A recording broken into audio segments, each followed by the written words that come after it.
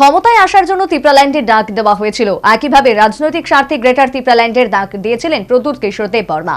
এবার নতুন নতুন বিষয় তুলে গ্রেটার ত্রিপুরাল্যান্ডের ভুলিয়ে রাখা হচ্ছে। পৃথক রাজ্যের দাবি নিয়ে প্রদ্যুৎ কিশোরকে এভাবেই বৃহস্পতিবার আক্রমণ করলেন পৃথক রাজ্যের আরেক দাবিদার স্টেট ডেমোক্রেটিক পার্টির চেয়ারম্যান অঘোর দেববর্মা। দীর্ঘদিন ধরে উপজাতি এলাকা নিয়ে পৃথক রাজ্যের দাবি করে আসছে স্টেট ডেমোক্রেটিক পার্টি। সম্প্রতি দিল্লি গিয়ে স্টেট রিঅর্গানাইজেশন কমিশনের কাছেও দাবি জানিয়ে এসেছে দল।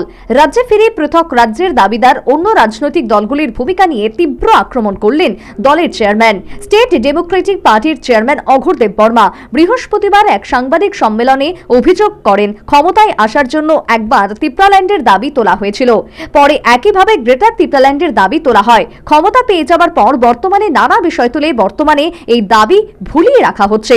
সরাসরি প্রদ্যুৎ কিশোর দেববর্মার নাম না করে তার বিরুদ্ধে সমালোচনায় সরব হন অঘোর দেববর্মা। এটা টোটালি উনি আমাদেরকে ভুলানোর জন্য একটার পর রণকৌশল চালিয়ে যাচ্ছে উনি। কে? প্রদ্যুৎ বাবু। এটাকে ভুলানোর জন্য, গ্রেটার ত্রিপুরাল্যান্ডকে ভুলানোর জন্য একটার পর একটা কায়দা করে বিভিন্ন ইস্যু নিয়ে এখন উনি ত্রিপুরাতে কাজ চালিয়ে যাচ্ছে। ওনার আসল উদ্দেশ্যটা কি তাহলে? আমি আগেও একবার বলেছিলাম, মানে পলিটিক্যাল মাইলিশ নেওয়ার জন্য আসল উদ্দেশ্য। এখানে অস্তিত্ব তো দূরের কথা, অস্তিত্ব কিছুই নেই।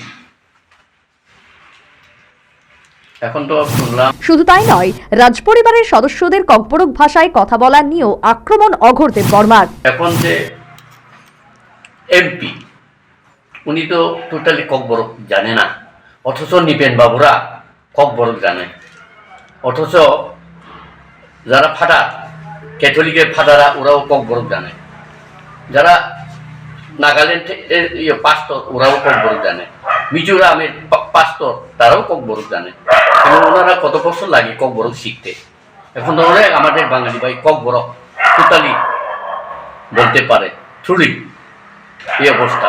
কিন্তু ওরা তো এখন অবধি ককবরক তো কি বলবে।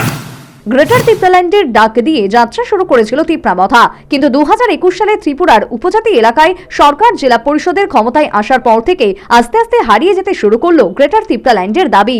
2024 সালে ত্রিপুরা অ্যাকাউন্টের পর গ্রেটার ত্রিপুরাল্যান্ডের দাবিটি প্রায় চাপা পড়ে যায়। যদিও প্রদ্যুৎ কিশোর দেববর্মার দাবি, তিনি গ্রেটার ত্রিপুরাল্যান্ডের দাবি নিয়ে কোনো আপোষ করবেন না। Bureau report, news vanguard.